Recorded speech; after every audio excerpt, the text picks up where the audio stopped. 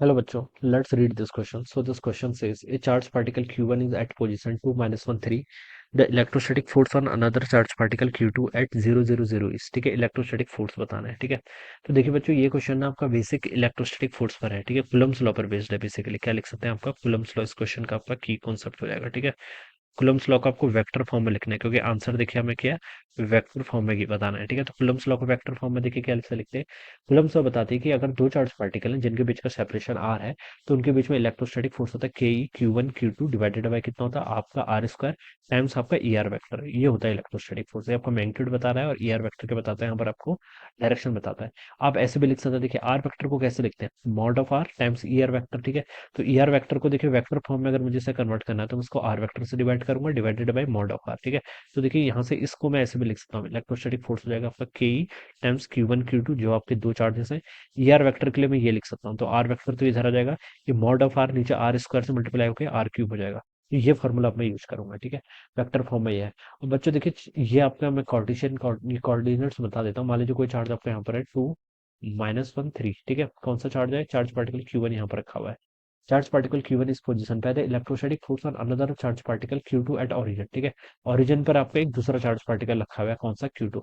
इस पर बताना है। ठीक है, तो बच्चों देखिए हमें इस पर फोर्स बताना है। ठीक है, तो हम क्या करेंगे, इसके रिस्पेक्ट में इसकी पोजीशन वेक्टर फाइंड आउट करेंगे। ठीक है, यानी कि ये आपका आर इनिशियल है, ये क्या होगा, आपका आर फाइनल होगा। ठीक है, तो आपको देखिए वेक्टर इसके कारण इस पॉइंट पर फील्ड बताना है, तो आपका वेक्टर की डायरेक्शन ये होगी। और वेक्टर को हम लिखते कैसे, देखिए आर एफ माइनस आर आई के इक्वल। ठीक है, तो कोऑर्डिनेट्स क्या हो जाएंगे आपके, 0 0 0, यानी कि 0 आई कैप प्लस 0 जे कैप प्लस 0 के कैप। ठीक है, इससे आप क्या करेंगे, माइनस करेंगे किसको, इनिशियल को। इनिशियल कितना आपका 2 आई कैप माइनस जे कैप प्लस 3 के कैप। ठीक है, ये आपका हो जाएगा आंसर। ठीक है, ये कैसे लिखा समझ में आया ना।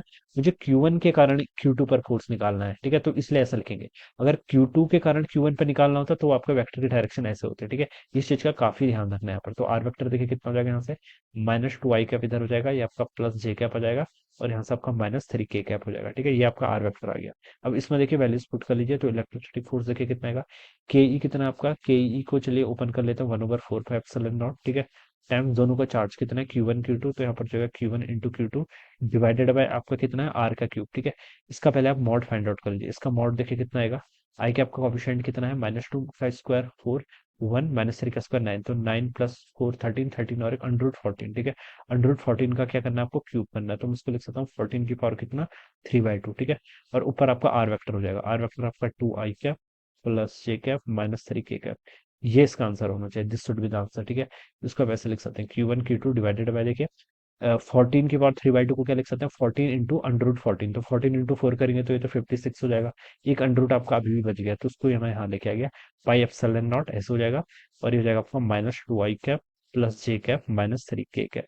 ये आपका यहाँ से आंसर होना चाहिए, this should be the answer of this question. ठीक है, तो क्या लिखा, चार्ज पार्टिकल Q1। ठीक है, the electric force on other charge particle Q2। ठीक है, तो ये देखिए अगर हम ऑप्शन में मैच करें, तो ये वाला ऑप्शन है, देखिए बी वाला ऑप्शन है, Q1 Q2 डिवाइडेड बाई ये अंडर रूट 14। देखिए 14 की पावर 3 मैंने वही कर रखा है ना, इसको आप 14 की पावर 3/2 था ना, तो अंडर रूट 14 की पावर 3 आएगा। ठीक है, बाकी -2 आई कब जेगा, तो बी ऑप्शन क्या होगा बच्चों, यहाँ से राइट होगा। ठीक है, हाँ बी ऑप्शन इसका राइट होगा।